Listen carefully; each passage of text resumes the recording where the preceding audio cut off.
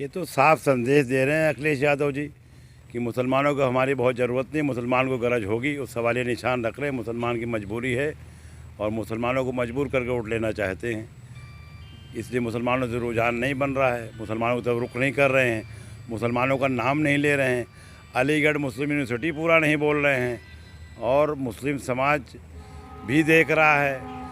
आज़म खां की रिहाई की मैंने मांग की थी, जो आंदोलन बहुत पहले होना चाहिए था, सियासी तौर से ज़िले ज़िले में आंदोलन होना चाहिए था, अब एक रस्मी तौर से कुछ छुटपुट छोटे मोटे मुस्लिम मोहल्लों में समाजवादी पार्टी की तरफ से आज़म खां की रिहाई की एक तख्ती लगा करके सिर्फ ये बहलाया जा रहा मुस्लिम मोहल्लों को कि हम समाजवादी पार्टी रिहाई की मांग कैसे होती है, आंदोलन कैसे होता है अपने नेताओं के लिए, पार्टी आंदोलन कैसे करती है, कम से कम ये समाज जनता जानती है। और मुसलमान बहकावे में और लॉलीपॉप में नहीं आने वाला है। और आप मन से कहते हैं और बेमन कहते हैं या ज़रूरत समझते हैं तो आप इस्तेमाल करते हैं।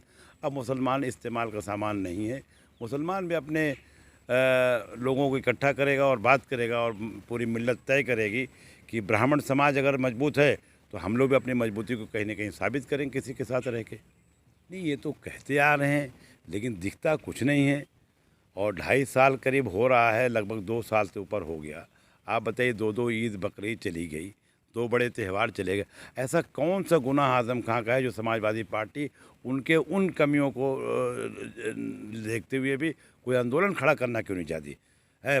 प्रज्ञा ठाकुर जैसे लोगों के लिए भाजपा ने खुलेआम ऐलानिया उसको जो है पार्लियामेंट तक ले गए, और जो पार्लियामेंट मेंबर चुन के गया हो, समाजवादी पार्टी के बैनर से गया हो, और जो सीटें समाजवादी पार्टी जीती उनकी मेहनत से जीती है, ऐसे आदमी के लिए समाजवादी पार्टी कतरा क्यों रही है, खुल के सामने उनके लिए और खुल के मैदान में क्यों नहीं आ रही, मैं ये जानना चाहता हूँ।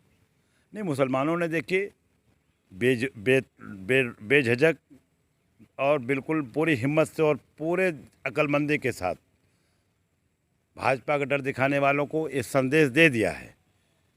32 में 28 वोट पोल करके ये साबित किया हम बदलाव चाहते हैं, परिवर्तन चाहते हैं। कब्जा हटाना हमारा मकसद था, कब्जा हटा, ये सबके सामने, आवाम के सामने है।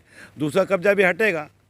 इसी तरह जब पहल हुई है तो उसकी पहल चलती रहेगी, दूसरा कब्जा भी हटेगा। मुसलमानों ने मन बना लिया है, भाजपा से डरा करके वोट मांगने वालों को सबक सिखाएंगे हम।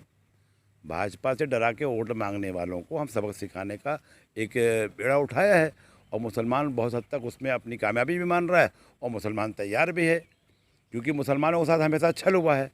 22% मुसलमान जो जिंदा रखा समाजवादी पार्टी वजूद में आई और आज तक जिंदा है, उसी 22% पे उनको छोड़ आप ब्राह्मण सम्मेलन करें, अच्छी बात करिए, आप सारे समाज को जोड़िए, लेकिन मुसलमान से किनारा कसी करके मुसलमानों के नाम न लेना, उनके बड़े नेता को, उनके चेहरों को आप बिल्कुल नज़रअंदाज कर रहे हैं।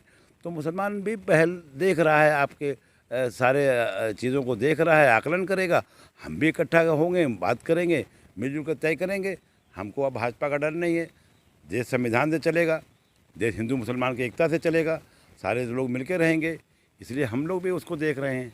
आप दिखाना चाहते हैं, हम देखना चाहते हैं, लेकिन अब वो बातें नहीं रहेगी कि आप भाजपा का डर दिखा करके मुसलमानों को वोट, अब किसी पार्टी को जाने वाला नहीं है, समाजवादी पार्टी को ख़ास तौर से, जिसको मुसलमानों ने जिंदा रखा अब तक।